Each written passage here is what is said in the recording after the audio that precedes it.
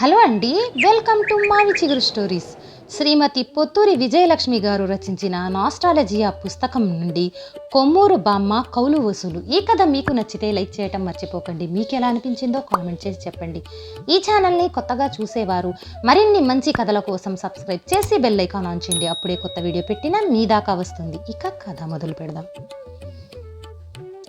మాణిక్యమ్మ బామ్మని ఆ పేరుతో ఎవ్వరూ పిలవరు. కొమ్మూరు బామ్మ అనే అంటారు. భర్త చిన్నప్పుడే పోయారట. వాళ్ళది కొమ్మూరు. ఆవిడకి మా ఊళ్ళో కొంత పొలం ఉంది. అది సోముడు అనే అతనికి కౌలుకిచ్చింది. ఆ డబ్బుల కోసం ఏడాదికి 3-4 సార్లు తిప్పేవాడు. ఆవిడ ఓపిగ్గా తిరిగేది. వయస్సు 60 దగ్గర అయినా చాలా చలాకీగా ఉండేది. సన్నగా పొట్టిగా తమలపాకులాగా. వచ్చిందంటే వారం 10 రోజులు ఉండేది. వస్తూ వస్తూ తన వంట సామాను కూడా తెచ్చుకునేది. ఆవిడ మా తాతయ్య గారిని అన్నయ్య అనేది. అమ్మమ్మ అంటే తనకి అభిమానం. మామూలుగా మా ఇంటికి ఎవరైనా చుట్టాలొస్తే వాళ్ళకి మేము మర్యాదలు చేయటం అలవాటు. కానీ కొమ్మూరు బామ్మ మాకే మర్యాదలు చేసేది. ముఖ్యంగా పిల్లలంటే ప్రాణం ఆవిడకి. బామ్మ రాత్రిపూట భోజనం చేసేది కాదు, ఫలహారం మాత్రమే. ఆవిడ చేసే చిత్ర విచిత్రమైన ఫలహారాలు నేను మళ్ళీ తినలేదు. ఆవిడకు చెందిన ఓ కావిడి పెట్టే మా ఇంట్లో ఉండేది. అది తీసిందంటే చాలు మైమరచిపోయేదాన్ని నేను. బామ్మ చిన్నతనం నాటి వస్తువులు ఉండేవి. బుజ్జి బుజ్జి రబ్బరు బొమ్మలు, లక్క పిడతలు, మూతికి లోపల పక్క అద్దం ఉన్న ముస్తాబు పెట్టే గజ్జల రిబ్బెన్లు, ఒక్కొక్క దానికి ఒక్కొక్క కథ. ఆ జ్ఞాపకాలన్నీ కథలుగా నాతో చెప్పేది. మేమంతా అచ్చనగాయలు చింతగింజలు ఆడుతుంటే తాను చేరేది. సాయంత్రం 4ంటికి బయలుదేరి ఒక్కో ఇంటికి వెళ్ళి పెత్తనానికి వెళ్ళి ఆ తర్వాత గుడికి వెళ్ళేది. గుడి మూసాకే రావటం. రోజు విడిచి రోజు సోముడికి కబురు పెట్టేది. ఏవి నా డబ్బులు అని ఖచ్చితంగా అడిగేది. ఇస్తాను, రేపు మా బామ్మర్ది సొమ్ము తెస్తానన్నాడు, రాగానే పువ్వుల్లో పెట్టి ఇస్తాను అనేవాడు సోముడు. పువ్వులు వద్దు, కాయలు వద్దు, నా సొమ్ము నాకివ్వు చాలు అనేది బామ్మ. అట్లా వాయిదాలు వేసి వేసి ఆఖరికి ఎంతో కొంత ఇచ్చేవాడు. ఓ వారం రోజులు ఉండి ఈ సోముడు నన్ను తిప్పించి చంపుతున్నాడు, ఏదో కొంత ఇచ్చాడు, మిగతాది తర్వాత ఇస్తాడంట, మళ్ళీ రావాలి అని విసుక్కుంటూనే బండి ఎక్కేది. అలా చాలా కాలం గడిచింది.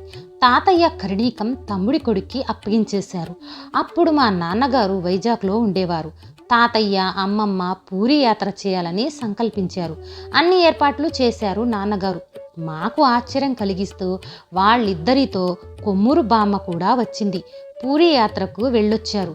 మా అమ్మని చూసినట్టు ఉంటుంది, తిరుగు ప్రయాణంలో సాయంగానూ ఉంటుంది అని వైజాగ్ వచ్చాడు మా కరణం మావయ్య. అత్తయ్య, నీకో శుభవార్త. ఇక్కడి నీ పొలం అమ్మించేసి ఆ డబ్బుతో మీ ఊళ్ళోనే పొలం కొనే ఏర్పాటు చేశాను. మీ మరిది వాళ్ళు చాలా సంబరపడిపోయారు. ఈ వయసులో నువ్వు 10 సార్లు కౌలు డబ్బులకి తిరగనవసరం లేదు, ఇక నిశ్చింతంగా ఉండొచ్చు అన్నాడు సంతోషంగా. అందరూ నిర్ఘాతపోయారు. కొమ్మూరు బామ్మ మొహాన కత్తివాటుకి నెత్తురు చుక్కలేదు. ఎంత పనిచేసావురా పెద్దవాళ్ళం, మాతో ఒక్క ముక్క చెప్పొద్దు అంది అమ్మమ్మ. అదేమిటమ్మా, మంచిగా చేశాను అన్నాడు మావయ్య. ఏం మంచి, ఈ డబ్బులు ఆవిడకి ఒక లెక్క. వాళ్ళత్తగారికి బోళ్ళంత డబ్బు, దాంతోపాటు చచ్చినన్ని కట్టుబాట్లు. వాళ్ళింట్లో అంతా పౌరాణిక నాటకంలో పాత్రల్లా ఉంటారు. కిరీటాలు పట్టు వస్త్రాలు మాత్రమే తక్కువ. తమ్ముడు గారు, చెల్లెలు గారు అని చిన్నపిల్లలకు కూడా బోళ్ళంత గౌరవం ఇవ్వటాలు, మీరు కూర్చోండంటే మీరు కూర్చోండి అని అడుగడుగునా మర్యాదలు, పాదాభివందనాలు, మాడు మంట పుట్టేలాగా ఆశీర్వదించటాలు తప్పించి ఏ సరదాలు ఉండవు. నవ్వటం, గట్టిగా కబుర్లు చెప్పుకోవటం నిషిద్ధం. గడప దాటటం గగనం. ఒక్క ముక్కలో చెప్పాలంటే అదో అందమైన బందీఖానా. అక్కడ ఊపిరాడక కౌలు వంకన ఇటొస్తుంది అంటూ అసలు రహస్యం చెప్పేసింది.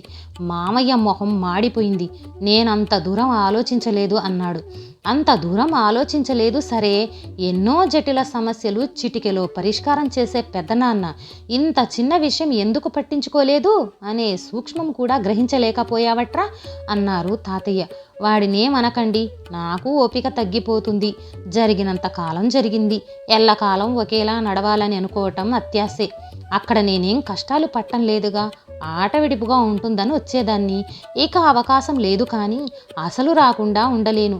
శుభకార్యాలు జరిగితే ముందుగానే కబురు పెట్టండి, వీలు చూసుకొని వస్తాను అంది ఏడవలేక నవ్వింది కొమ్మూరు బామ్మ. ఈ కథ నచ్చితే లైక్ షేర్ చేసి తప్పకుండా సబ్స్క్రైబ్ చేయండి.